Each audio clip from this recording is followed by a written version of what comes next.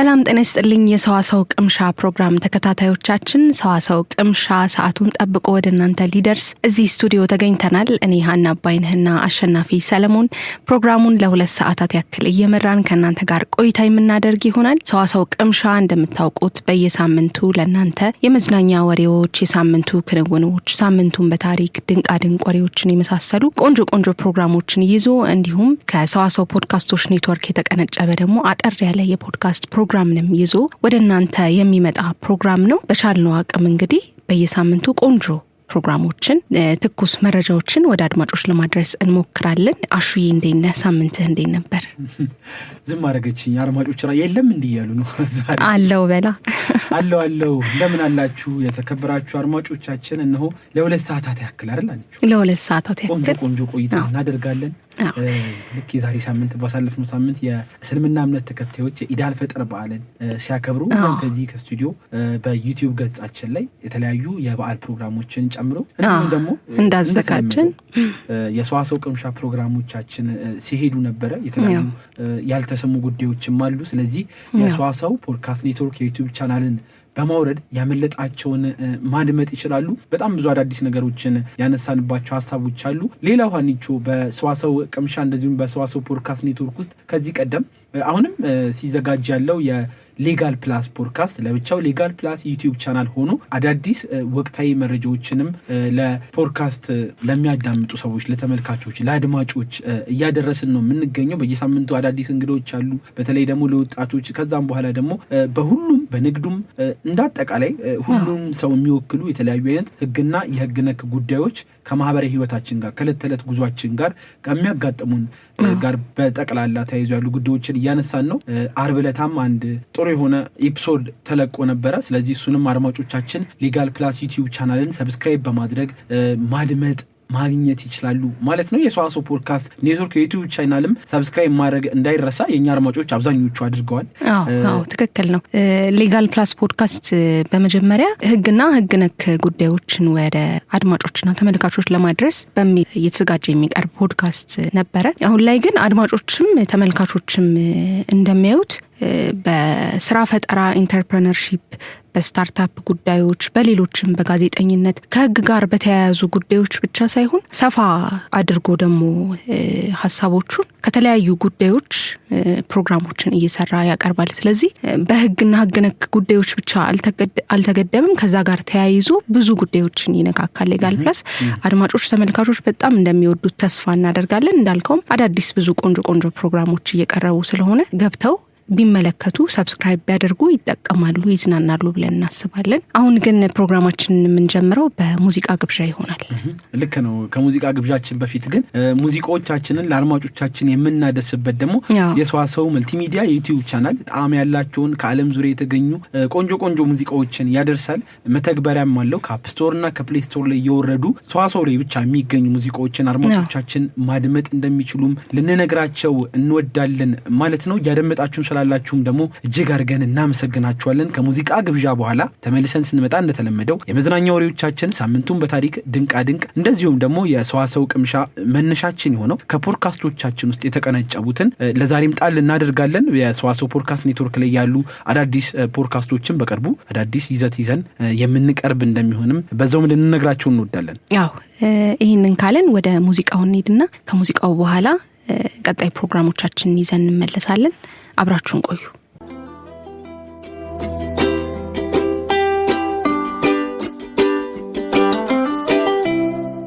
ተመልሰን መተናል አድማጮቻችን። አሁን የምንገኘው የሳምንቱን የተለያዩ መረጃዎችን የሰማንበት ሳምንት ነው። የተለያዩ የመዝናኛ ወሬዎችን ስንሰማ ነበረ። እንደዚሁም ደግሞ አስገራሚ ጉዳዮችንም የሰማንበት ሳምንት ነበረ። ለዚህ ሳምንት ከሰማናቸው አበይት ጉዳዮቻችን መካከል ዜና ላይ ነው አንቺ አበይት የሚባሉ አበይት አልከኮ አበይት ዋና ከተሰሙ እኛም ደግሞ ለአድማጮቻችን ይሆናሉ ብለን ካመጣናቸው መረጃዎቻችን መካከል እንግዲህ የአርቲስት ቢኒያም ወርቁን የሚመለከት ዜና ነው። እንግዲህ የደራሲ አዘጋጅ እንደዚሁም ተዋናይ የሆነው አርቲስት ቢኒያም ወርቁ እንግዲህ ባሳለፍነው ሳምንት የፊታችን ሰኞ በኢትዮጵያ ብሔራዊ ቲያትር ተመስግኗል። በተለይ ደግሞ እንደዚህ አይነት ነገር ብዙ አይገኝም ነበር ሀኒቹ። ብዙ ሰዎች ሁሌም ስናወራ ትላልቅ የሙዚቃ ሰዎችን ምናምን ስናነሳ ህይወታቸው ካለፈ በኋላ ነው የሚመሰገኑት የሚወራላቸው ታሪካቸው። ግን ደግሞ ሳያልፍ በፊት ልክ እንደ መሐሙድ አህመድ አይነት እየተለመዱ የመጡ ይመስለኛል እንደዚህ አይነት ተግባራት። ስለዚህ አሁን ይሄኛውም ይበል የሚያሰኝ ጉዳይ ነው። ሌላውም ከዚህ ጋር ተያይዞ በሀገር ፍቅር ቲያትርም እንግዲህ የኪሮስ አለማየሁም ሊመሰገን እንደሆነም ሰምተን ነበረ። እጅግ በጣም ይበል የሚያሰኝ ጉዳይ ነው። ስለዚህ ከ3 አስርት ዓመታት በላይ እንግዲህ በጥበብ ዓለም የኖረው እንደዚሁም ደግሞ ዛሬ ድረስ እየኖረ የሚገኘው በርካቶች እንግዲህ ከህልምና ከተሰጧቸው ጋር ያገናኛቸው ሁለገቡ ከያኒ ቢኒያም ወርቁ እንግዲህ በአበርክቶ በትጋቱ እስካሁን ባደረገው ሁሉ የሚመሰገንበት መሰናዶ ተዘጋጅቶ በብሔራዊ ቲያትር በደማቅ አከባበል ቆንጆ የሆነ ምስጋና መደረጉን ሰምተን ነበር። አዎ ደስ የሚል ዜና ነው። እንደዚህ አይነት ነገሮች በደንብ ከዚህም በላይ ቢለመዱ ጥሩ ነው ብዬ አስባለሁ። እኔም መመስገን ያለባቸው ሰዎች በህይወት ሳሉ አብረውን ሳሉ ከጎናችን ቢመሰገኑና ለሰሩት ስራ በቂ የሆነ ክሬዲት ቢሰጣቸው እነሱም በህይወት እያሉ ይሄን ክብር አይተው ቢያልፉ ደስ የሚል ነገር ነውና ይበል የሚያሰኝ ነው። ወደ ሁለተኛ ዜናችን ስናልፍ ደግሞ ልጅስ የሚለውን ድራማ የሚመለከት ወሬ እናገኛለን። ልጅስ ድራማ በድጋሚ ለእይታ ሊቀርብ ነው ይለናል ይህ ዜና። በጣም የሚገርም ድራማ ነበር ሀኒቹ። በጣም ቆንጆ ድራማ ነበረ። በጣም ብዙ ሰው ጓጉቶበት ከዛ በኋላ ወደ ካናል ፕላስ ሲሄድ ደግሞ በቃ አዝነን ነበረ። አዎ ካናል ፕላስ ላይ ትንሽ ኤፒሶዶች ነበሩ የተላለፉት። ነገር ግን በጣም በትንሽ ጊዜም ቢሆን ተወዳጅነትን ያተረፈ ድራማ ነበረ ልጅስ ድራማ። በጣም የሚገርም ትወና የታየበት የሚገርም ዳይሬክቲንግ የነበረበት ቆንጆ ድራማ ነበርና ይህ ድራማ ታዲያ 5 ክፍል ነበር እስካሁን ድረስ የተላለፈው ቃና ቴሌቪዥን። አዎ ታዲያ ከሚያዝያ 1 ቀን ጀምሮ ይህ ድራማ በቃና ቴሌቪዥን በድጋሚ መታየት ይጀምራል ነው የተባለው። ተመልካቾችም በቃና ቴሌቪዥን ከዚህ ቀን ጀምሮ መከታተል እንደሚችሉ ነው የተገለጸው። የተከታታይ ድራማ እንግዲህ በሰማኸኝ አይችሉህም ዳይሬክት የተደረገ ሲሆን አርቲስት ዳንኤል አሸናፊ ወይንም በቅጽል ስሙ ጺሞ በመሪ ተዋናይነት የሚተውንበት ድራማ ነው። እስከ 5ኛው ክፍል ድረስ ይህ ድራማ በካናል ፕላስ እና በቃና ቲቪ ዩቲዩብ ቻናል እየተላለፈ የቆየ ነበረ። ከዛ ደግሞ በካናል ፕላስ ደግሞ የቀጠለ ነበረ። ካናል ፕላስ ብዙዎች አንቺ ካናል ፕላስን ለልጄስ ብለው ያስገቡ እንዳሉ አይቼ ነበር። በዛን ጊዜ በጣም አጓጊ ነበረ። ያቆመበት ክፍል በጣም ያጓጓል። አሁን ወደ ቃና ሊመለስ መሆኑ ግን ጥሩ መረጃ ነው። ወደ ቃና መመለሱ ለብዙ ሰዎችም በደንብ ተደራሽ ያደርገዋል ብዬ አስባለሁና በካናል ፕላስ ሲኒማ ብቻ ሲተላለፍ የነበረ ቢሆንም ለተወሰነ ጊዜ ካናል ፕላስ አሁን ግን ከኢትዮጵያ ማርኬት ጠቅልሎ መውጣቱን ተከትሎ ተመልሶ ወደ ቃና ሊመጣ ነው ማለት ነው። እጅግ በጣም ጥሩ መረጃ ነው። ከዚህ ቀደምም ስለ ልጄስ የሰዋሰው ቅምሻ የጀመርንባቸው ሳምንታት ላይ ስለ ልጄስ ስናወራ ነበረ። ታውቁሽ በተለይ ደግሞ እንደ ዴስ ቲቪ ካናል ፕላስ ኢትዮጵያ ውስጥ መጥተው በተለይ ከአማርኛ ፊልሞችን ድራማዎችን እነሱ ላይ ብቻ እንዲታዩ ማድረግ የፊልም ኢንዱስትሪውን ያነቃቀዋል ስንል ነበረ። የተለያዩ አዳዲስ ፈጠራዎች ይታዩበታል። ሲኒማቶግራፊ፣ ዳይሬክቲንግ፣ ካሜራ ጥራት ራሱ አዳዲስ ኤዲቲንጎችንም እየተመለከትን ነው። አዳዲስ ስራዎችን እያየን ነውና የፊልም ኢንዱስትሪውን በጣም ከፍ እያደረገ እየሰቀለ ነበረ። ኢቢኤስ ላይ አደይን ስንመለከት ነበረ።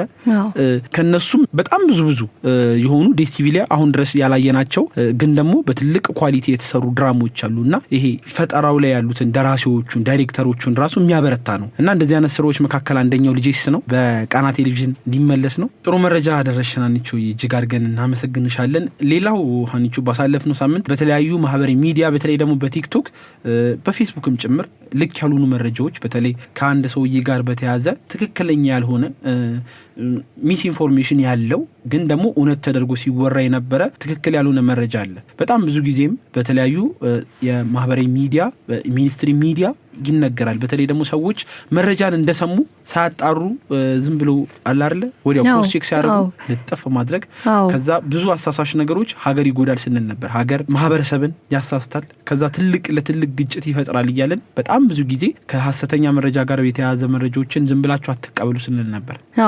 በነገራችን ላይ አሹ ከዚህ ጋር ተያይዞ ቅድም ሚስ ኢንፎርሜሽን የምትለዋን ስታነሳ የመጣልኝ ሀሳብ ስለሆነ ነው። ሚስ ኢንፎርሜሽን እና ዲስ ኢንፎርሜሽን የሚባሉ ሁለት ነገሮች አሉ። አሉ። ብዙ ሰዎችም ላያስተውሉት ይችላሉ እንጂ አንዳንድ ጊዜ ሆን ተብሎ የተሳሳተ መረጃ ሰዎች የሚለቀቅበትና የሚነዛበት ጊዜ አለ። አንዳንድ ጊዜ ደግሞ ባለማወቅ እውነት መስሎት አንዱ ካንዱ እየሰማ እየተቀባበለ በዚህ በሶሻል ሚዲያ ዘመን በተለይ እየተቀባበሉ ውሸት የሆነ የተሳሳተ ወሬ የሚዛመትበት አጋጣሚዎች አሉና ሚስ ኢንፎርሜሽን የሚባለው አይ ቲንክ እሱ ነው አይደለ? የተሳሳተ ወሬ ባለማወቅ ሲዛመት ነው። ነገር ግን አንዳንድ ሰዎች ደግሞ ሆን ብለው የሚያደርጉት የዲስ ኢንፎርሜሽን የሚባለው ይመስላል። የተሳሳተ ወሬን ሆን ብለው የሚያዛምቱ ይመስላልና ምናልባት ይሄ የሁለቱም ድብልቅ ሊሆን ይችላል ብዬ አስባለሁ። እኔ አንዳንድ ጊዜ ምን ይባላል ሀበሻ ውሸት ሲደጋገም እውነት ይመስላል የሚል የዛን ሰሞን በተለይ ደግሞ ያለፉትን ከማክሰኞ ሮብ አካባቢ ማክሰኞና ሮብ አካባቢ ይህ ጉዳይ በጣም እውነት ሆኖ ሰዎች አንዳንዶቹ ልክ ያልሆነ በቃ ምንም አግባብ የሌለው መረጃን በደንብ ሲያስተላልፉ ከዛ በኋላ ሲደጋገሙት ደግሞ አንድ ጊዜ አይደለም 2-3 ጊዜ ሲደጋገሙት የነበረው ጉዳዩ ምንድነው በደቡብ ክልል ይመስላል። የማህበራዊ ሚዲያ ላይ የተለቀቀው ፎቶ አንድ ሰውዬ የሆነ ባዕድ ነገር ይዞ ይሄዳል። ሰዎች ከኋላ ይከተሉታል። ምናልባት ሰርቆ ሊሆን ይችላል፣ አላወቅንም። ምን እንዳደረገ አላውቅም። ብቻ የሆነ በእጁ ይዞ ይሄዳል። ሰዎች ጋር ምን አመጣ? አንዲት ሴት ልጅ ጾታዊ ጥቃት ሊፈጸምባት ሲል አባት ደርሶ ጾታዊ ጥቃት ሊፈጸምባት የነበረበትን ሰውዬ የመራቢያ አካሉን ነው ያስያዘው የሚል መረጃና ፍትህ እንደዚህ ነው የሚሉ አይነት ይዘት ያላቸው ንግግሮች ነው ሲናገሩ የነበረው። ጉዳዩ ግን ከዛ ጋር ፈጽሞ የተለያየ ጉዳይ ነው። ትክክለኛው መረጃው እንግዲህ አቶ ተስፋ የተባለ ግለሰብ እንግዲህ ላልተገባ ተግባር የእንስሳት የኖርማል የእንስሳት ምናልባት ሆድ ዕቃ ውስጥ የሚገኝ አንድ ምንነቱ ያልታወቀ ማለት ይቻላል ባዕድ ነገር ይዞ በእጁ ሲሄድና በእንስሳው ሆድ ውስጥ የተገኘ ነው ሳይሆን እንደዛም ሳይሆን ወይ ስጋ ነገር ነው የሚመስለው ወይ አንዳንዴ በግ ሲታረድ አይነት ዱለቱ የሚመስለው አይነት ልክ እንደዛ አይነት ብቻ ምን እንደሆነ ባዕድ ነገር ነው። እንደዛ ነው። ቪዲዮውን መመልከት ይችላሉ። እሱን ይዞ ነው ሲሄድ የሚታየው ቪዲዮና ትክክለኛው ነገር ሲጣራ ይሄ አቶ ተስፋ የተባለው የአካባቢው ሰው እንግዲህ የጥንቆላ ስራ ሊሰራበት ነው ይሄን ነገር ይዞት ከዛ በኋላ ደግሞ ሰዎች ልክ አይደለም ምናምን ብሎ አስይዘውት ወደ ፖሊስ ጣቢያ ሄደውና ከዛ በኋላ ጉዳዩ ቀጠለው ማለት ነው። ስለዚህ እውነታው ይሄ ነው። ህዝብ ጋርና ማህበራዊ ሚዲያ ላይ ሲለቀቅ የነበረው ግን ፍጹም የተሳሳተ ብዙዎችን ያነጋገርና እሰይ የሚያስብል ብቻ በቃ ብዙ ሊገባቸው የማይባሉ ነገሮች እውነት ያልሆኑ ነገሮች ላይ ተንተርሰው የተነሱ ሀሳቦች ነበሩና አንዳንድ ጊዜ ይሄ በጣም ቀላሉ ነገር ነው። ሀኒቹ ሀገርን ከሀገር የሚያጋጩ በጣም ሴንሲቲቭ የሆኑ ጉዳዮችም እንደዚህ ቢነሱ ከፍተኛ እልቂት ያመጣሉና ሁልጊዜም አድማጮቻችን ነገሮችን ስታዳምጡ ከሶሻል ሚዲያ ስታገኙ ክሮስ ቼክ ማድረግ ማጣራት ይሄ ነገር እውነተኝነቱ ምን አይነት ነው ማለት ያስፈልጋል። በተለይም በዚህ እንደዚህ አይነት የሴት ልጅ ጥቃት የህፃናት ልጆች መደፈር እንደዚህ አይነት ዜናዎች በተደጋጋሚ እየተሰሙ ባሉበት ጊዜ ሰውም በእንደነዚህ አይነት ጉዳዮች ላይ በጣም ሴንሲቲቭ እንደሚሆን እንደዚህ አይነት ዜናም በጣም በፍጥነት እንደሚሰራጭ ስለሚያስቡም ይመስለኛል እንደዚህ አይነት የተሳሳተ መረጃን የሚያሰራጩትና ትክክል አይደለም ብዬ አስባለሁ። ልክ ነው ኒቾ። ባሳለፍነው ሳምንት ከሰማናቸው እንግዲህ አሳሳሽ መረጃዎች መካከል አድማጮቻችንም እንዲጠነቀቁባቸው ለመንገርም ነው ይህን ዜና ያመጣ ነው ማለት ነው። ወደ ቀጣዩ መረጃችን ስናልፍ ደግሞ ወደ ውጪ ይወስደናል። አሜሪካዊው ተዋናይ ቫል ኪልመር ከዚህ ዓለም በሞት ተለየ የሚል አሳዛኝ ዜና ነው። ባትማንን ጨምሮ በተለያዩ የማይረሱ ፊልሞች የሚታወቀው በእነዚህ ፊልሞች ላይ ባሳየው የተወና አቅም የሚታወሰው ይህ አሜሪካዊ የፊልም ሰው ቫል ኪልመር ከዚህ ዓለም በሞት መለየቱ የተሰማው እንግዲህ በዚሁ ባሳለፍነው ሳምንት ነበር ማለት ነው። በ65 ዓመቱ ነው ከዚህ ዓለም በሞት የተለየው።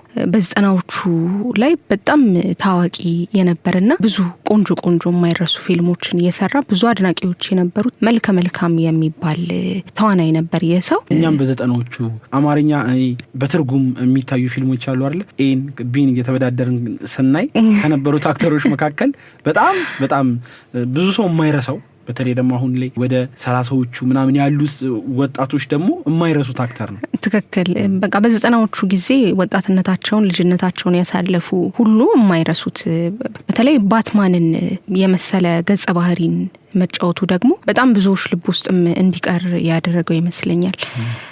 ከቀደምት ስራዎቹ ታዲያ የሰው ቶፕ ገን እና ባትማን ፎሬቨር የተሰኙት አሁን እንዳልኩ ፊልሞች ይጠቀሱለታል። ቶፕ ገንም ቀላል የሚባል ፊልም አይደለም። ሆሊውድ ውስጥ አሉ ከተባሉ ፊልሞች ውስጥ የሚጠራ ትልቅ ፊልም ነው። የተዋናዩ የሞት መንስኤ ታዲያ በሳምባ ምች እንደሆነ ሴት ልጁ የገለጸች ሲሆን ከ11 ዓመታት በፊት እንዲሁ በ2014 ማለት ነው በጉሮሮ ካንሰር ህመም ተጠቅቶ እንዳገገመም ገልጻለች።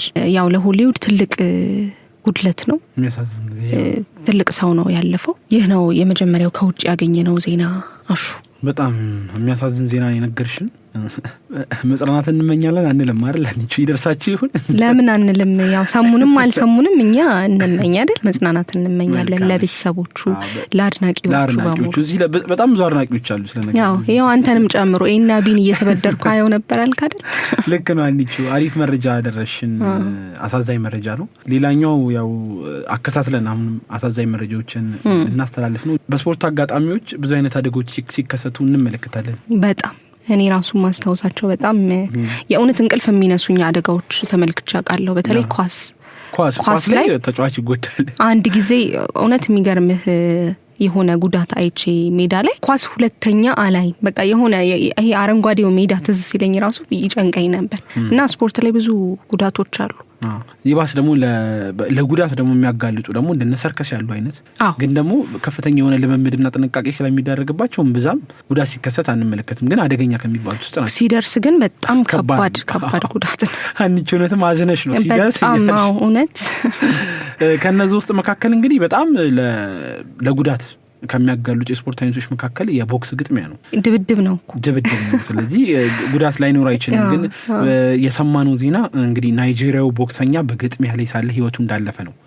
ይሄ ነው በጣም ከባዱ ደግሞ ይመስለኛል አይደል? እንግዲህ ገብርኤል ኦሉዋሴንጎ የተባለው እንግዲህ ናይጄሪያዊ ቦክሰኛ ከጋናዊው ቦክሰኛ ጆን ምንባንጎ ጋር እየተፋለመ ያለ ነው። እንግዲህ በሪንግ ውስጥ ድንገት ራሱን ስቶ ይወድቃል። ከዛ ደግሞ ወደ ሆስፒታል ይወሰዳል። ነገር ግን የህይወት የመቀጠል እድሉ ረጅም አልነበረም። መጥፎ ቦታ ተመቶ በአጭር እንደተቀጨ ሰምቶ ባሳለፍነው ሳምንት ከፍተኛ የሆነ ሀዘን ደባባ አጥልቶባቸው ነበረ። እንግዲህ ይህ የቀድሞ የምዕራብ አፍሪካና የሀገሩ ናይጄሪያ አሸናፊ ቦክሰኛ መሆኑ ደግሞ ታሪኩ ያስረዳል። ማለት ሊሞት ይችላል ብለሽ የምትገምጪው አይነትም ሰው አይደለም። ምክንያቱም ረጅም ጊዜን በስፖርት ያሳለፈ ሰው ነበረ። ታዲያ ይህ ሰው በ40 ዓመቱ እንግዲህ ህይወቱ ያለፈ ቦክሰኛ እንግዲህ 23 ግጥሚያዎች አድርጎ በ8ቱ ሲሸነፍ 13 ጊዜ አሸንፏል። እንግዲህ የዚህ ቦክሰኛ ህልፈት በጣም በስፖርቱን በሚወዱ ሰዎች፣ ስፖርቱን በሚደግፉ በሱም የስራ ባልደረቦች እጅግ ልብን የሚሰብር ዜና እንደነበረ እንግዲህ ባሳለፍነው ሳምንት ከቢቢሲ ያገኘነው መረጃ ነው ማለት ነው። አንቺ ታዋቂም እኮ ባይሆን እንደዚህ አይነት ነገሮች ሲያጋጥሙ ስፖርት ላይ በጣም የሚያስደነግጥና ብዙዎችን የሚያሳዝን ነገር ይሆናል። የሚያሳዝን ነገር ነው የሰማነው። የመጨረሻዎቹ 2 ዜናዎቻችን ህልፈትን ያሰሙን ናቸው። በዚህ መልኩ የሳምንቱን ወሬዎች እንዘጋለን ማለት ነው። ሙዚቃ ተገባብዘን ስንመለስ ታዲያ ከፖድካስት ፕሮግራማችን እየተቀነጨበ አንድ ፕሮግራም ይኖረናል። እሱ ወደ አድማጮች ይደርሳል። ከዛ በኋላ ነው ተመልሰን የምንገናኘው። አሁን ወደ ሙዚቃው እንሄዳለን። አብራችሁን ነው።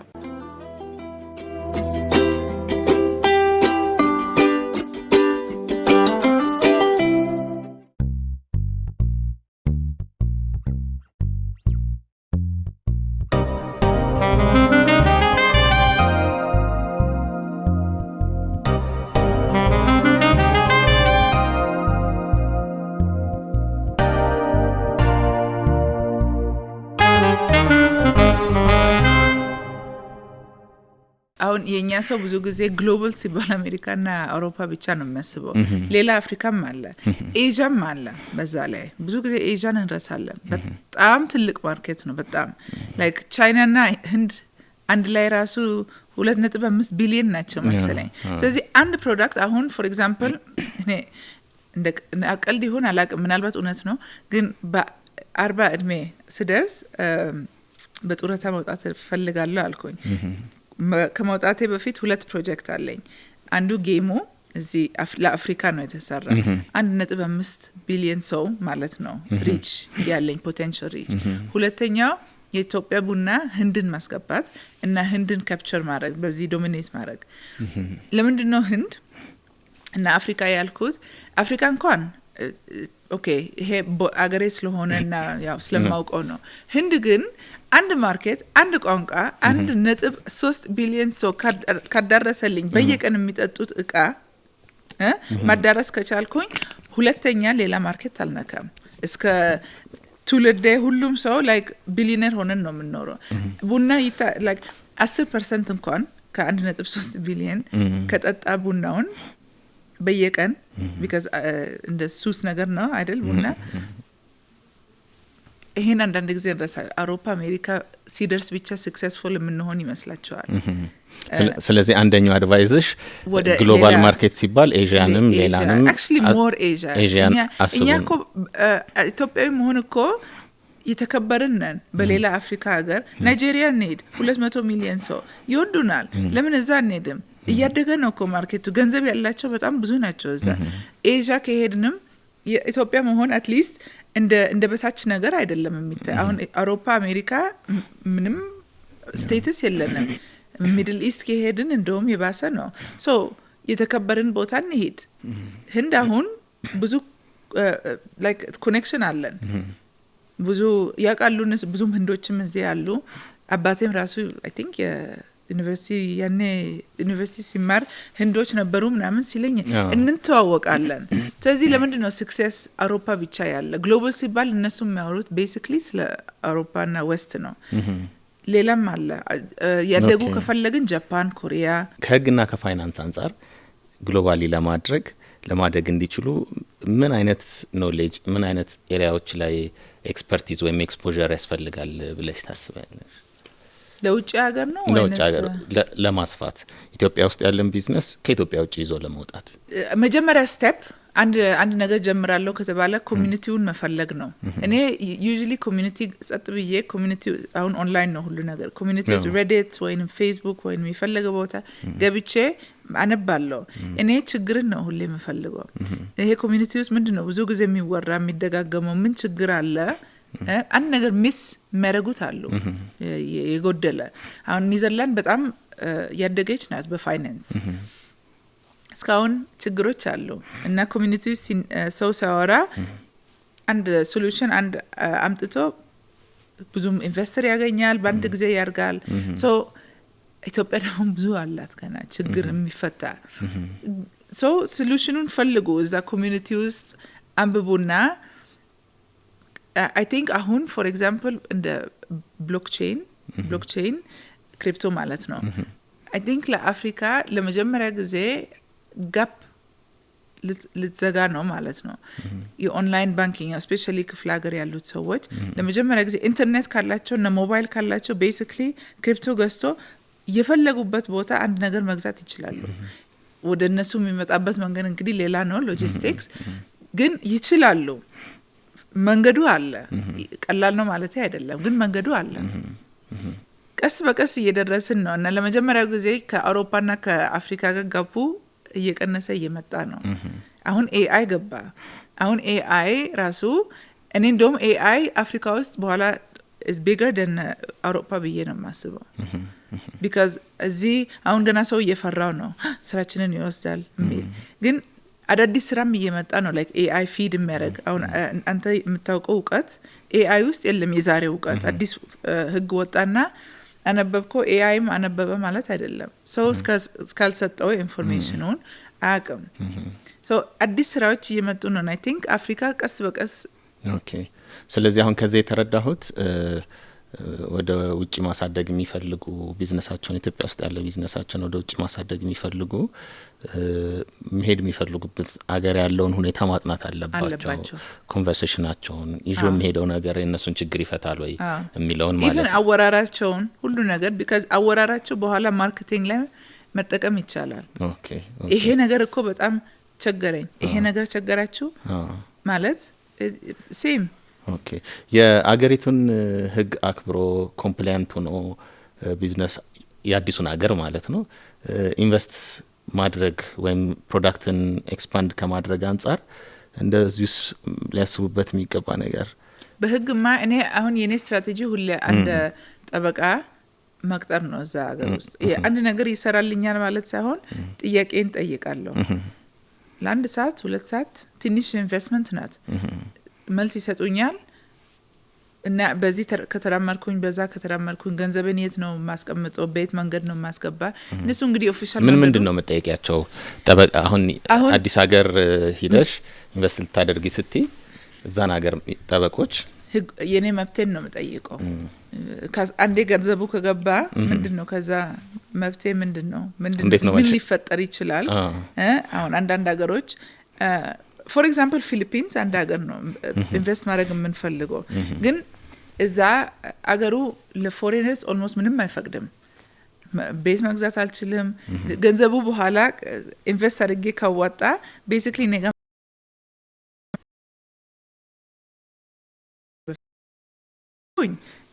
እዛ የሚያዋጣው ገንዘብ እዛው ኢንቨስት ማድረግ አለብኝ ማለት ነው። ይሄ አንዳንድ ጊዜ ሰው አሁን ፊሊፒንስ በጣም ብዙ ፎሬን ኢንቨስተርስ ይፈልጋሉ ግን የራሳቸው ህግ ገና አልከፈተም መንገድ ነው። ይሄን አሁን ህንድ እዚህ ቁጭ ብዬ የማወራው ገና እኮ ሪሰርቹ እስከዛ ድረስ አልደረሰም። አም ሹር እንትን አለው ሪስትሪክሽን አለው እና ያቃሉ ስፔሻሊ ህንድና ቻይና የሰው ብዛት ስላለ የኛ ቤኔፊት የኢንቨስተር ቤኔፊት በጣም ትልቅ እንደሆነ ሶ ህግ አሚን አንድ ጠበቃ አይደለም ለህንድ የሚያስፈልገኝ ምናልባት ቲም ነው እዛ ሪጅን እየተባለ የተለያየ ህግ አላቸው። ሶ መጀመሪያ ኢንቨስት በህጉ እወቁ መጠቀም አለባችሁ ማለት ሳይሆን ግን እወቁ ስፔሻሊ መብታችሁን። አሁን ይሄ ኤንኤፍቲ እንደ ቀልድ ተወራ እንጂ ያኔ በብሎክቼን አሁን ያንተ ቤት ገዛለሁ ካልኩኝ አንተ በብሎክቼን ይሄን ነው የተነጋገርነው ተብሎ እኔ ከፈረምኩኝ በብሎክቼን ላይ ሴቭ ከተደረገ አንተና እኔ የተፈራረምነው ነገር ሊሆን ይችላል እዛ ላይ ሴቭ ይደረጋል።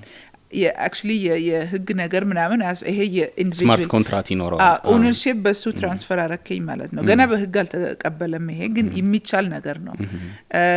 ክፍያም አሁን ውጭ ሀገር ብዙ ልጆች የሚቸገሩ እንደ ጻፊ የሆኑት ወይንም ዲጂታል ፕሮዳክት መሸጥ የሚችሉት የተቸገሩት በፔመንት ፕላትፎርሙ ነው። ፔመንት መንገድ የለም ግን ክሪፕቶ ፔመንት አለ ይቻላል። አሁን መንግስትም ቀስ በቀስ ያው እየከፈተ ነው በሩን። ሶ ሙሉ በሙሉም ባይሆን ክሪፕቶ ፔመንት ባይናንስ ፔይ ምናምን ይፈቅዳሉ። በኋላ ሞር ፕላትፎርሞች እየተቀበሉ ነው። እንደ ድሮ ሰው አይደነግጥም ክሪፕቶ ሲሰማ። ይሄ ጌምም እየሰራን ያለ ነው ወይም ላንች ልናደርግ የተዘጋጀን ያለ ነው። ፕሌይ ቱ ኤርን ነው። ፕሌይ ቱ ኤርን ማለት በኋላ ትሬዲንግ አለ ማለት ነው። በብሎክቼን ላይ ነው የሚመሰረተው። ለምን ብሎክቼን is the only system አፍሪካ ውስጥ በሙሉ የሚሰራ። ኦኬ ሶ አሁን ኢትዮጵያ ውስጥ ዳታ ማይኒንግ ካምፓኒዎች አሉ። ዳታ ማይኒንግ ይሰራል ግን ክሪፕቶ ከረንሲ ሌጋሊ አክሰፕት አልተደረገም። ማንም አላረገም ገና ሊጋል አይደለም ሊጋልም ማለት አንችልም ገና። ሶ አሁን ኢሊጋል የሚያደርገው ምክንያት ምናልባት ካሰብኩኝ ኮንትሮል የለበትም። ስለዚህ ታክስ ገቨርንመንት ታክስ ከዛ ላይ መቁረጥ አይችልም። ይሄ ብቻ ነው ኢሊጋል የሚያደርገው ምናልባት ግን ይገኛል ገና አዲስ ነው። ሶ ግን በደንብ እየተጠቀመበት ነው። በፐርሰናል አንቺ በደንብ ተጠቅመሽበታል? ያ ብዙ ነገር አሁን እዛ ላይ ነው ገንዘቤን አሁን እሱ ባለቤቴ ስለሚነግረኝ ነው። እሱስ ዲቫይድ አድርጊ ይላል። አንድ ባንክ ላይ አታስቀምጪ ሁሉ ነገር ዲቫይድ በአለም ላይ ወይንም በክሪፕቶ ዋሌት ሁሉ ነገር ሊፈጠር ይችላል። የብሎክቼን ቴክኖሎጂን ጌም ውስጥም አለ ብለሽኛልና እስቲ ስለ ጌሙ ትንሽ አጫውችኝ። እንዴት ነው ሀሳቡን ያመጣሽው? ወደ ጌሚንግ ኢንዱስትሪ የገባሽው? so it's interesting ታሪክ ነው። ምንንስ የተመለከተ ነው ጌሙ? የተጀመረው አይ ቲንክ የዛሬ 4-5 አመት ቲክቶክ ከፍቼ ነው። ከወላጆቼ ቤት ወጥቼ አማርኛ ረሳው መጣው። የሚያወራኝ ሰው ስለነበረ ወላጆቼ ነበሩ። ከዛ በኋላ ያው እንግሊዝ እና ደች ብቻ ነበር። ቲክቶክ ከፈትኩኝ እና ለማውራት just ከኮሚኒቲ ጋር መወራኝ ሰው ለማግኘት ብዬ ነው። ከዛ በኋላ ስለምን እናወራ ተብሎ ያኔ እስቲ ቢዝነስ ነገሮችን አስተምሪን ምናምን ማለት ጀመሩ። ያው የማውራት እድሉን እየፈለኩኝ ነበር። ስለዚህ ቢዝነስ ሰው ካስገባ እሺ አልኩኝ እና ስለ ብሎክቼን ኤንኤፍቲ ክሪፕቶ ምናምን ሳወራ ነበር። ከዛ ስፔሻሊ ኤንኤፍቲ ነገሩ እኔ በጣም ስፔሻላይዝ ነበርኩኝ እዛ ላይ። እስቲ በተግባር ለምን አታሳይንም ምናምን የሚል ጥያቄዎች ሲመጡ ኦኬ አልኩኝ። እንደ ኤንኤፍቲ ፕሮጀክት ነገር ሰራን ላንች አረግን እና ከኢትዮጵያ ነው ሰው የገዛ ሞስትሊ ኢትዮጵያ ውጭ ይሄ ላበሻ ኮሚኒቲ ብቻ ነበር። ውጭ ያለው ኤንኤፍቲ ፕሮዳክቱ just digital product ማለት ነው። just ለትምህርቱ ነው እኮ ምንም ፕሮዳክት ናት ማለት አልችልም። just ብሎክቼኑ እንዴት እንደሚሰራ ለማሳየት ነው። ከዛ ላንች ስናረግ ተሸጠ ሁሉም። ከዛ አሁን ሲባል እሺ ምን እንስራበት ገንዘቡ አሁን ተጠራቀመ አይደል ይሄ ሁሉ ሰው ገዝቶ ምን እንስራበት ሲባል ወይንም ማርኬት ፕሌስ እንደ አማዞን ወይንም ጌም አመጡ ኮሚኒቲው የገዙት ማለት ነው። ኦኬ ስንል መጀመሪያ የመረጥነው ማርኬት ፕሌሱ ነው ቀላል ስለሆነ ዌብሳይት ተሰርቶ ግን ሎጂስቲኩ በጣም ትልቅ ስራ ነበር። ከዛ ኦኬ እንደሱ ከሆነ ጌሙን እንሞክር። የተመረጠው ጌም ባትል ሮያል ይባላል ስታይሉ። ለመሬት ይዋጉና ያሸነፈው መሬቱን ይወስዳል ማለት ነው። ባትል ሮያል ይባላል። ከዛ ጌም ዲቨሎፐሮቹ ምን አይነት ጌም ስቶሪ ትፈልጋለች አሉኝ። ስቶሪ ያለው ጌም ስትጫወት ለምን እንደምትጫወት ማለት ነው። ከዛ ያው ባትል ሮያል ለአገር ከተዋጋ አይ ቲንክ አድዋ ሂስትሪ ቆንጆ ነው ብዬ ፕሬዘንት ሳረጎ ሁሉ ሰው ተቀበለው based on አድዋ ሂስትሪ።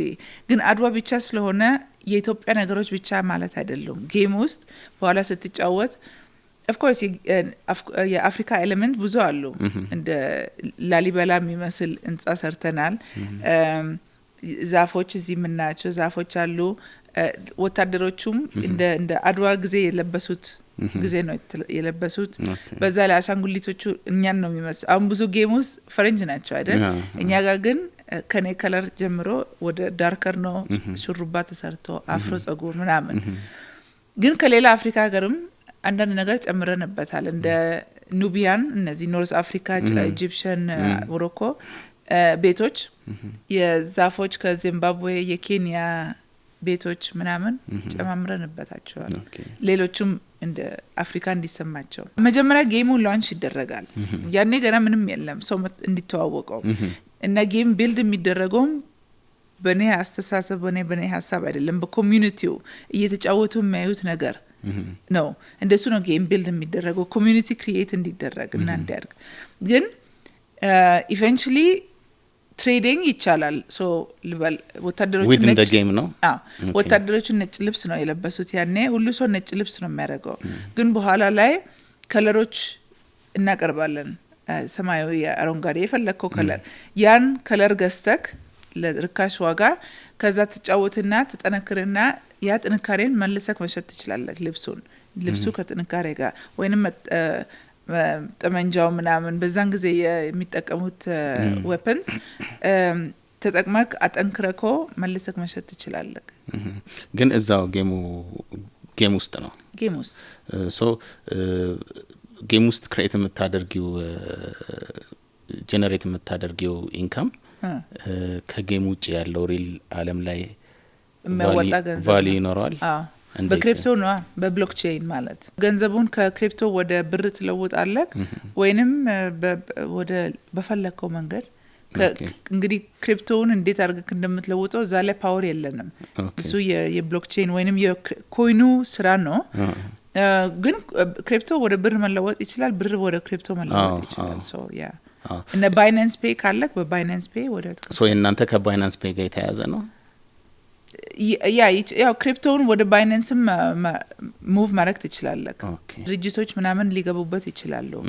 ህንጻ እዛ ውስጥ እየተሰራ ማን እንበል የኤንቢሲ ህንጻ ምናልባት እዛ ውስጥ ሊሰራ ይችላል። ወይንም በስፖንሰሪንግ ወይንም እነሱም የራሳቸው ድርጅት እዛ ማደራጀት ይችላሉ። ላይክ እንደ ሴኮንድ ወርልድ ሰከንድ ዓለም ሊሆን ይችላል። ይሄ ወደፊት ነው ሜታቨርስ አይነት ማለት ነው kind of ግን ይሄም እንግዲህ ቦርድ ሜምበር ነው ገብቶ የሚወስነው። ይሄ ብቻዬን መወሰን የሚችል ነገር አይደለም።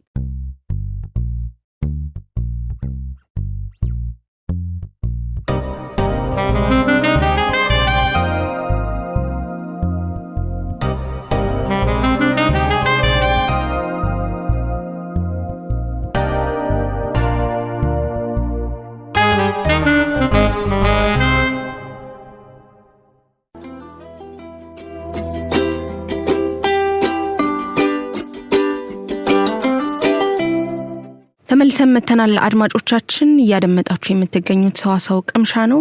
ሰዋሰው ቅምሻ ፕሮግራም በትርታ ኤፍኤም 97.6 በየሳምንቱ ወደ እናንተ የሚደርስ ፕሮግራም ነው። ከፖድካስት ምርጫችን ለዛሬ አንድ ቆንጆ ያልነውን ለእናንተ የመረጥነውን ፕሮግራም ወደ እናንተ አድርሰናል። እንደዚህ የመሳሰሉ ፖድካስቶችን ሙሉ ፕሮግራሙን ማድመጥ የምትፈልጉ ከሆነ ደግሞ በሰዋሰው ፖድካስቶች ኔትወርክ ዩቲዩብ ቻናል እንዲሁም በሰዋሰው መልቲሚዲያ አፕሊኬሽን ማግኘት ትችላላችሁ። ሰዋሰው መልቲሚዲያን ከአፕ ስቶርና ፕሌይ ስቶር በማውረድ እንድታደምጡ እንጋብዛለን። የተለያዩ ሙዚቃዎችንም ከሀገር ውስጥም ሆነ ከውጪ እንደምታገኙ በዚሁ ለመናገር እንወዳለን። በመቀጠል የምንሄደው ደግሞ ወደ ሳምንቱ በታሪክ ፕሮግራማችን ነው። ለዛሬ በሳምንቱን በታሪክ ፕሮግራማችን ከሀገር ውስጥም ከሀገር ውጭም ወደ እናንተ ልናደርስ ይዘናቸው የመጣናቸው ፕሮግራሞች አሉ። ከሀገር ውስጥ ታዲያ ለዛሬ የንግስት ዘውዲቱን ህልፈት የተመለከተ አንድ ፕሮግራም ይዘንላችሁ መተናል። አሹ ያዘጋጀህልን አንድ ፕሮግራም አለ ይህንን ጉዳይ በተመለከተ። ይህንን አድምጠን ስንመለስ ደግሞ ከውጭ ያገኘናቸውን የሳምንቱን በታሪክ ጉዳዮች ወደ እናንተ የምናደርስ ይሆናል። ለአሁኑ ግን የንግስት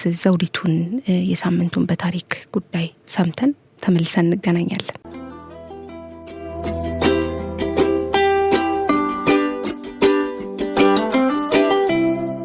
በዘመናዊው የኢትዮጵያ ታሪክ ውስጥ ዓለም አቀፍ ዕውቅናን ያገኘች የመጀመሪያዋ ሴት አፍሪካዊት መሪ ንግስት ኢትዮጵያዊት እንደሆነች ስንቶቻችን እናውቃለን? እንኳን ለሴት ለወንድም ከባድ የነበረውን የ18ኛው መቶ ክፍለ ዘመን መባቻ የኢትዮጵያ ፖለቲካዊ ሴራን ተቋቁሞ ማስተዳደር አሁን ድረስ ያሉ ቁርሶችን አቁሞ መመስገን ከቶ እንዴት ተቻላት የተባለላትን የኢትዮጵያ ሴት መሪ ዛሬ የመሞቷን ቀን አስታውሰን ልንዘክራትም ወደናል። ለቻናላችን አዲስ ከሆናችሁ ሰብስክራይብ በማድረግ ቤተሰባችን እንድትሆኑ እንጠይቃለን። ዘውዲቱ ከአባቷ አጼ ሚኒሊክና ከእናቷ ወይዘሮ አብቸው በኗሪ ከተማ በጅሩ ሚያዝያ 22 ቀን 1868 ዓ.ም ተወለደች። እድሜዋም 6 ዓመት ከመንፈቅ ሲሆን የ12 ዓመት እድሜ ላለው ለአጼ ዮሐንስ ልጅ ለራስ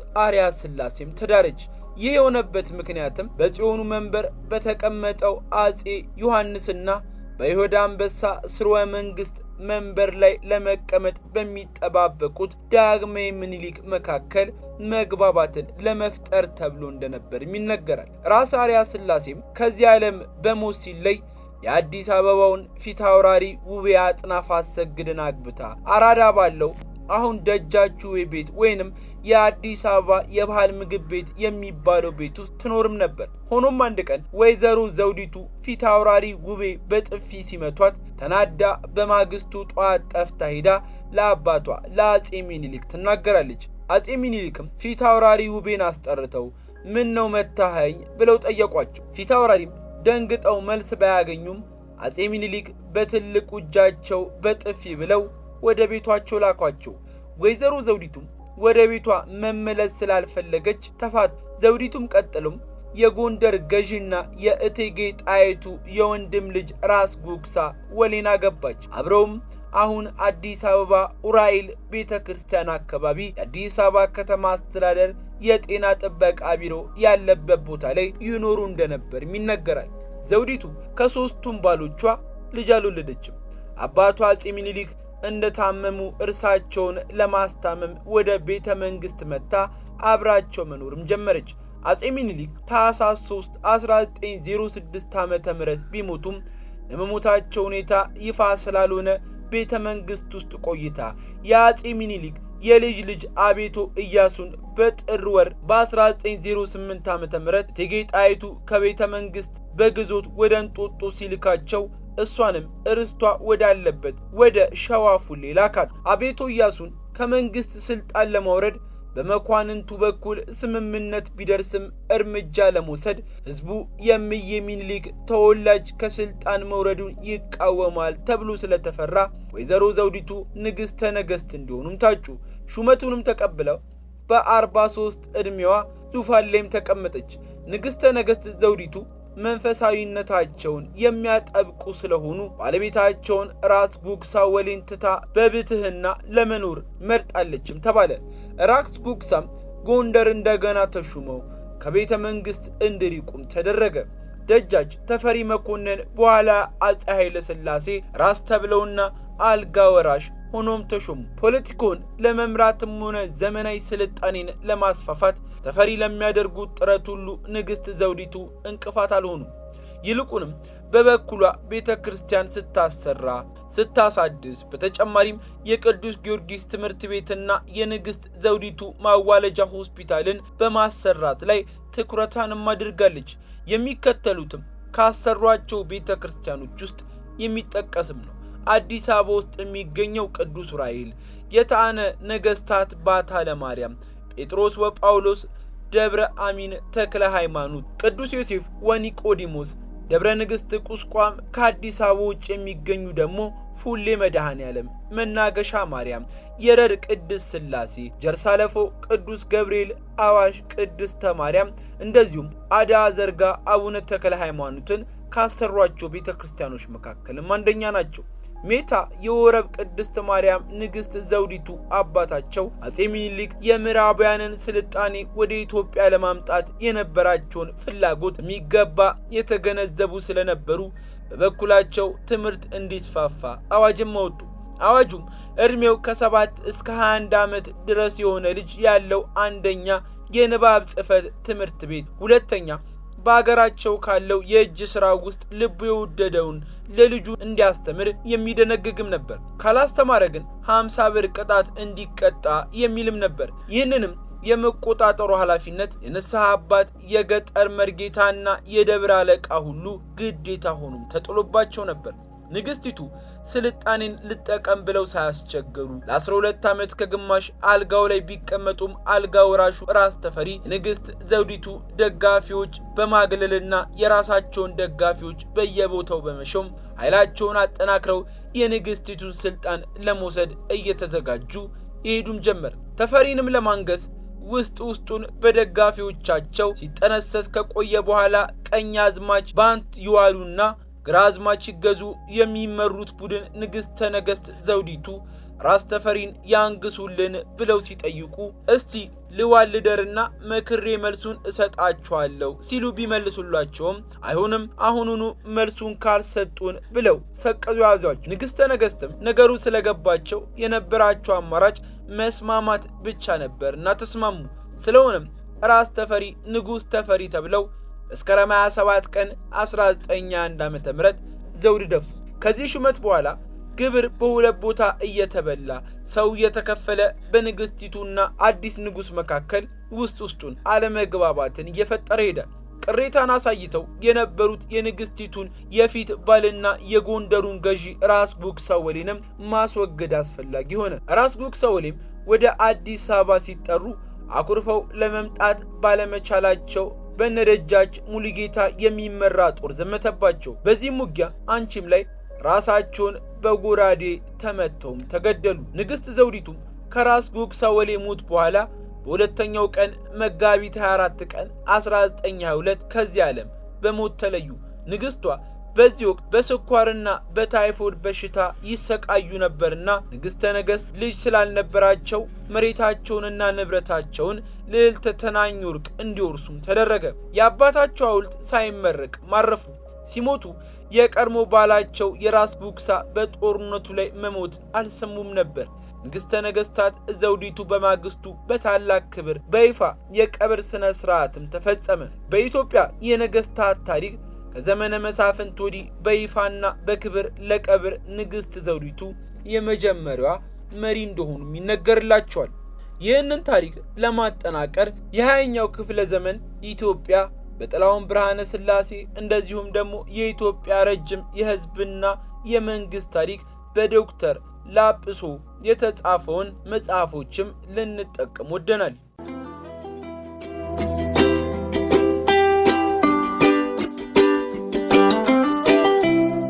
ተመልሰን መተናል። አድማጮቻችን ያላችሁት በትርታ 97.6 ነው። ፕሮግራማችን ደግሞ ሰዋሰው ቅምሻ ነው። ከናንተ ጋር ለሁለት ሰዓት ያክል ቆንጆ ቆይታዎችን ያደረግን ነው የምንገኘው። ባሳለፍነው ሳምንት ከነበሩ ታሪኮች ውስጥ እንግዲህ ቀናቶችን ቆጥረን ለናንተ ለአድማጮቻችን ያደረስን ነው የምንገኘው። አስቀድመን የዘውዲቱን ህልፈተ ሞት ተከትሎ መጋቢት 24ን በደንብ አድርገን አስታወስን። አሁን ደግሞ ሀኒቹ እንደተለመደው በሳምንቱም በታሪክ ውስጥ ከተቃኙ መረጃዎች መካከል እንግዲህ ታደርሰናለች። አሁን ደግሞ ወደ ከውጭ ወዳገኘናቸው የሳምንቱን በታሪክ ጉዳዮች ነው የምናልፈው። የምንጀምረው ታዲያ ማርች 31 1999 ዓመተ ምህረት ከተከናወነ ጉዳይ ነው። በነገራችን ላይ በዚህ ሳምንትም እንደተለመደው ብዙ ጉዳዮች በዓለም ዙሪያ የተከናወኑበት ሳምንት ነው። ብዙ ትልልቅ ሰዎች የተወለዱበት እንደ ማያ አንጀሎን የመሳሰሉ እንዲሁም ፋሬል ዊሊያምስን የመሳሰሉ ትልልቅ በሆሊውድም ሆነ በሌላም ሙያ ዘርፍ የምናውቃቸው ሰዎች የተወለዱበት ብዙ ትልልቅ በዓለም ዙሪያ የምናውቃቸው ትልልቅ ግንባታዎች የተከናወኑበት ሳምንት ነው። ከነዚህ ውስጥ ለምሳሌ አንዱ አይፍል ታወር ነው። አይፍል ታወር በዚህ ሳምንት ነበረ ለእይታ የበቃው ማለት ነው፣ በማርች 31 ቀን። አይፍል ታወር ማለት እንግዲህ አሁን ፓሪስ ሲባል ሰው አይምሮ ላይ የሚመጣበት ቀድሞ አይፍል ታወር ነው። ልክ ነው። በ19ኛው ክፍለ ዘመን ነበረ ይህ ትልቅ ግዙፍ ኮንስትራክሽን የተከናወነው ማለት ነው በፓሪስ ከተማ። ለዛሬ የመረጥናቸው ግን ሁለት የሳምንቱን በታሪክ ጉዳዮች ናቸው። የመጀመሪያው በማርች 31 1999 ዓመተ ምህረት የተካሄደ ሁነት ሲሆን በሁለት ወንድማማቾች የተጻፈና ዳይሬክት የተደረገ በሳይንስ ልብ ወለድ ዓለም ዋና ተብለው ከሚጠቀሱ በጣም ተወዳጅ ፊልሞች አንዱ የሆነው ዘ ሜትሪክስ የተሰኘው ፊልም የወጣበት ሳምንት ነው። ዘ ሜትሪክስ እንግዲህ እሱን ተከትለው ብዙ ነገሮችን ኢንስፓየር ያደረገ በጣም በብዙዎች ዘንድ ተወዳጅ የሆነና በጊዜው በተለይም የወጣበት ጊዜ 1999 ዓመተ ምህረት ብዙ እንዳሁኑ ጊዜ የፊልም ቴክኖሎጂ የተራቀቀበት ያልነበረ ጊዜ ነው። ሆኖም ግን በጣም ተወዳጅ የሆነ ሳይንስ ፊክሽን ፊልሞችን የምናይበትን መንገድ ሁሉ በጣም የቀየረ ትልቅ ፊልም ነበረ። ዘ ሜትሪክስ በጣም ስኬታማ የነበረም ፊልም ነው። ታዲያ እንግዲህ ይህ ፊልም ኪያኑ ሪቭስ የተባለው ታዋቂ የሆሊውድ አክተር በዋና ተዋናይነት የተወነበት የሳይንስ ልቦለድ ፊልም ሲሆን ኪያኑ ሪቭስ በዋና ተዋናይነት ከመመረጡ በፊት ግን ብዙ ሌሎች ትልልቅ የሆሊውድ ተዋናዮች ገጸ ባህሪውን ወክለው እንዲጫወቱ የተጠየቁበትም ትልቅ ፊልም ነበር። እንደ ሊዮናርዶ ዲካፕሪዮ፣ ጆኒ ዴፕ የመሳሰሉ በጣም ትልልቅ የፊልም አክተሮች ይህንን ገጸ ባህሪ ወክለው እንዲጫወቱ ተጠይቀው ነበረ። ነገር ግን እነሱ ይህንን ጥያቄ ውድቅ ስላደረጉት ኪያኑ ሪቭስ የተባለው ታዋቂ የሆሊውድ አክተር ምንም እንኳን ፊልሙን ከመስራቱ ከጥቂት ጊዜያት በፊት በጣም ትልቅ ኦፕሬሽን ወይንም ሰርጀሪ አካሂዶ የነበረ ቢሆንም ገጸ ባህሪውን ግን በጣም ወዶት ስለነበረ ተቀብሎ የሰራው ፊልም ነው። በመስራቱም በጣም ደስተኛ ነው ኪያኑ ሪቭስ፣ ምክንያቱም በጣም ስኬታማ የሆነ ከዚህ ጋር ተያይዞ ከአክተሩ ጋር ተያይዞም ከሚነሱ ትልልቅ ከተሰጡት ገጸ ባህሪያት የሚጠቀስ የሆነውን ገጸ ባህሪ ወክሎ የተጫወተበትን ፊልም ስለሆነ በፊልም ህይወቱም ትልቅ ሁነት የነበረም ነገር ስለሆነ ደስተኛ ሆኖ የሰራው ፊልም ነበር። ከመጀመሪያው ፊልም በኋላም ዘ ሜትሪክስ ሪሎድድ፣ ዘ ሜትሪክስ ሪቮሉሽንስ፣ ዘ ሜትሪክስ ሪዘሬክሽንስ የመሳሰሉ የተለያዩ ፊልሞች ተከታታይ ሲኩዌሎች ማለት ነው ወጥተዋል እስከ 2021 ድረስ ማለት ነው። ከ20 ዓመታትም በላይ የዘለቀ ተከታታይም ባንለው ሲኩዌሎች እየተከታተሉ የወጡበትም ፊልም ነው ማለት ነው። ዘ ሜትሪክስ እጅግ ታዋቂ የሳይንስ ፊክሽን ፊልም ከመሆኑም በላይ $470 ሚሊዮን ገቢን ያስገባና 4 ትልልቅ የኦስካር ሽልማቶችን ያገኘ ፊልም ነው። ከዚህ ፊልም ጋር ተያይዞ ሌላው የሚጠቀሰው አንዱ ነገር ምንድነው? ኪያኑ ሪቭስ ከዚህ ፊልም ካገኘው ገቢ 70% የሚሆነው ዶኔት ማድረጉ ነው። ወይንም በእርዳታ መልክ ሊዩኪሚያን ወይንም የደም ካንሰርን በተመለከተ ሪሰርች ለሚሰራበት ማዕከል 70%ን እርዳታ መልክ መስጠቱ ወይንም መለገሱ ነው። እና ዘ ሜትሪክስ እንዳልኩ በዚህ ሳምንት ማርች 31 1999 ዓመተ ምህረት ከዛሬ 20 ስንት ዓመት በፊት ማለት ነው 26 ዓመት በፊት ነው እንደዛ አካባቢ የወጣ ፊልም ነው ማለት ነው።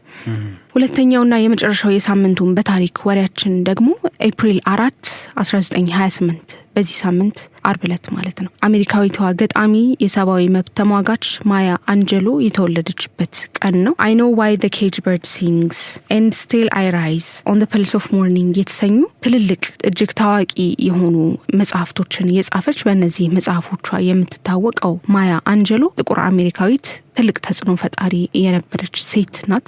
እስከ ህልፈቷ ቀንም ሜይ 28 2014 ነበረ ህይወቷ ያለፈው የዛሬ 11 ዓመት ማለት ነው። ብዙ ስራዎችን እየሰራች በአለም ዙሪያ በትልልቅ ስራዎች ስሟ የሚነሳ ሴት ነበረች።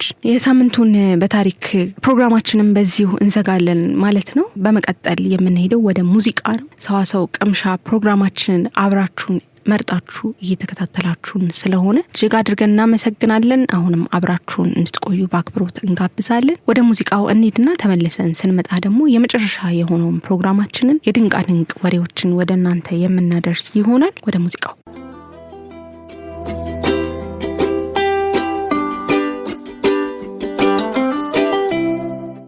አድማጮቻችን አብራችሁን ስላላችሁ እጅግ አድርገን እናመሰግናለን። የሙዚቃ ግብዣችን እንደወደዳችሁ ተስፋ እናደርጋለን። እነዚህንና የመሳሰሉ ጣዕም ያላቸው ሙዚቃዎች ለማድመጥ የሰዋሰው መልቲሚዲያ ዩቲዩብ ቻናልን ሰብስክራይብ እያደረጋችሁ እንዲሁም ሰዋሰው መልቲሚዲያ አፕሊኬሽንን ከአፕ ስቶርና ፕሌይ ስቶር እያወረዳችሁ እንድታዳምጡ እንጋብዛለን። ሰዓቱ የድንቃ ድንቅ ወሬ ነው። አሹ እንደተለመደው ወይ ያስገርመናል ወይ ያሳዝነናል። ምንድነው ለዛሬ ሲዘለን ይመጣ? ለዛሬ እንግዲህ በጣም አብዛኛው ዓለምን ክፍል በተለይ ደግሞ እኛ ጋር ደግሞ አብዛኛው የብዙዎች የደሞዛቸው ግማሽ ወይ ደግሞ ደሞዛቸውም ሊሆን ይችላል የሚሄደው ወደ ምን ይመስልሻል? ብዙውን ጊዜ ምግብ ነው። ምግብ ላይ የቤት ኪራይ ነው አንቺ። እውነት ነው። የቤት ኪራይ ለካ ውድ ነው። በጣም ብዙ ሰዎችን ያማረረ ያሳዘነ ያለ ጉዳይ የቤት ኪራይ ነው። በየትኛውም ዓለም ነው እኮ አይደለ? የቤት ኪራይ ከባድ ነው። ሲተረትም ቅድሚያ መቀመጫዬን አልጦጣ ይባላል። ዝንጀሮና አልጦጣ ዝንጀሮ ያው ተመሳሳይ እና እንደዚህ ይባላልና ለቤት ኪራይ በጣም ከፍተኛ ወጪ የምናወጣ በጣም ብዙ ሰዎች አለን።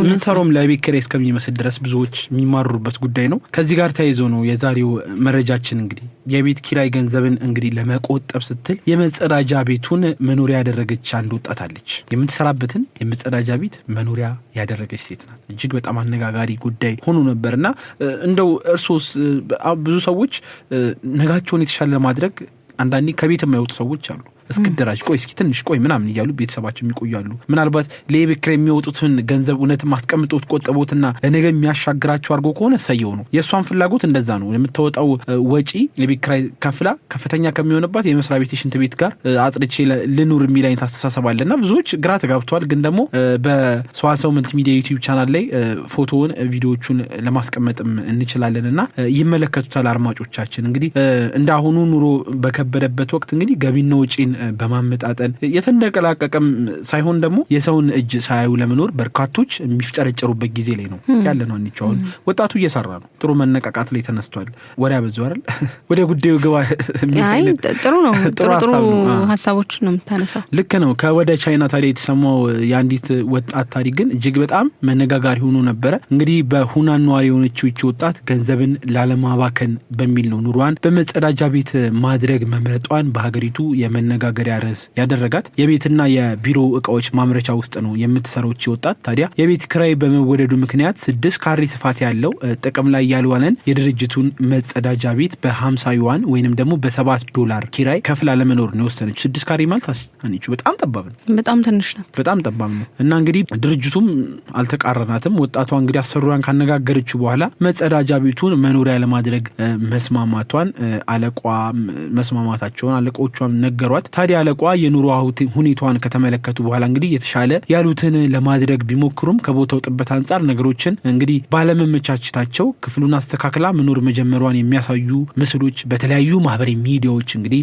ሲጋሩም ነበረ። በጣም ብዙ አነጋጋሪም ጉዳይ ነበር። ይህን ተከትሎ እንግዲህ በርካቶች ፎቶዎችን እንደዚሁም ደግሞ ተንቀሳቃሽ ምስሎችን በመለጠፍ ትኩረት ለማግኘት እንጂ ማንም ሰው የዚህ አይነት ቤት ውስጥ መኖር አይፈልግም የሚል ሁኔታዎችም ቫይራል ሆና ገንዘብ ለማግኘት ነው የሚሉ አይነት ትችቶችም ቀርቦባታል። ነገር ግን የምትሰራበት ድርጅት የህንጻው አከራይም ሳይቀር እውነት ስለመሆኗና ልጅቷ የዚህን ያህል ተቸግራ እየኖረች እንዳለ ነግረዋል። እንግዲህ የወጣቷ ገቢ ዝቅተኛ ካለው ቤተሰብ የተወለደች ናት፣ የሷም እንደዛው ነው። ስለዚህ ቤተሰቦቿን ለመርዳት ከ3 ዓመት በፊት ትምህርቷን ማቋረጧንም ገልጻለች። ቤት ለመከራየት እንግዲህ ፍላጎት ቢኖራትም በአካባቢ ያሉት የመኖሪያ ቤቶች ዋጋቸው ወደ $110 ዋጋ የሚደርስ ነው። ስለዚህ ልዩነቱን አስቢ ያለችው ወደ $103 አትርፋለች ማለት ነው። እቺ ሴት እዛች ውስጥ በመኖሪያ ምክንያት ማለት ነው። ታዲያ አሰሪዋ ወጣቷ ለተጨማሪ የውሃና የመብራት 50 ዩዋን ልትከፍል ብትልም አልተቀበሏትም። እንግዲህ ከዚህ በኋላ ምቹ ማረፊያ እንድታገኝ ጥረት እናደርጋለን ብለዋል። እንግዲህ ሳውዝ ቻይና ሞርኒንግ ስታርም ነው ይህንን ያስነበበው። አሁን ላይ እንግዲህ 3000 ዩዋን የሚደርስ የወራዊ ደሞዝ ነው የሚከፈላት። አለቋ እንግዲህ በቀጣይ ቢሮ አካባቢ ክፍሎችን በማመቻቸት ወደዛው የማዘዋወር እቅድ እንዳላቸውም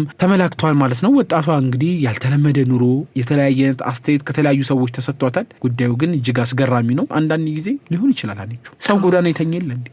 አይሆንም አይባልም። ልጆቹን ቤተሰቡን ይዞ ጎዳና ይተኛል የቤት ኪራይ ስለተወደደበት መክፈል ስለማይችል። ብዙ የሰማናቸው ታሪኮችም አሉ። የቤት ኪራይ አጥቶ ኃላፊነት ሪስፖንሲቢሊቲን መሸከም ፈርቶ ልክ ነገር ያልወሰኑ ሰዎችን እንመለከታለን። ስለዚህ እሷ የተሻለውን ያደረገችው እንደውም የሚል ሀሳብ አለኝ። የመጨረሻው የድንቃድንቅ መረጃችን ይህን ይመስላል። አድማጮቻችን እናመሰግናለን አሹ ለመረጃው።